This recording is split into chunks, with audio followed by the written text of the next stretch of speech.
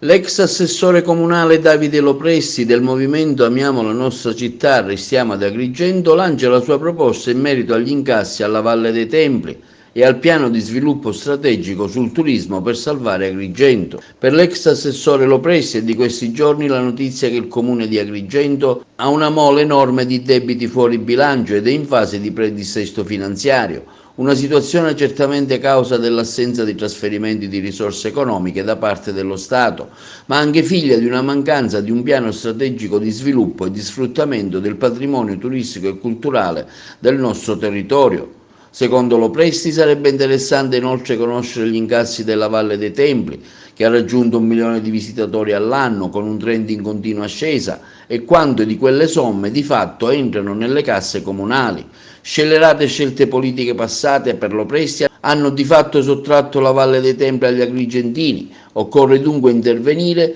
rivedendo e predisponendo apposite convenzioni affinché gli incassi dello sbigliettamento, se non tutti, quantomeno nella maggior parte, rimangano nella disponibilità e nella gestione del comune. Non si può però sottoacere, continua Lopresti, che nel quadro complessivo di un mercato turistico internazionale dinamico e ricco di opportunità, ma in profonda trasformazione sia dal punto di vista dell'innovazione dei processi grazie alla rivoluzione tecnologica e digitale, sia dal punto di vista dei mercati di provenienza, Agrigento rimane una destinazione di eccellenza, ma con una capacità competitiva al di sotto delle proprie potenzialità, ed è nettamente sopravanzata da città con un patrimonio culturale, naturale e territoriale sicuramente non superiore.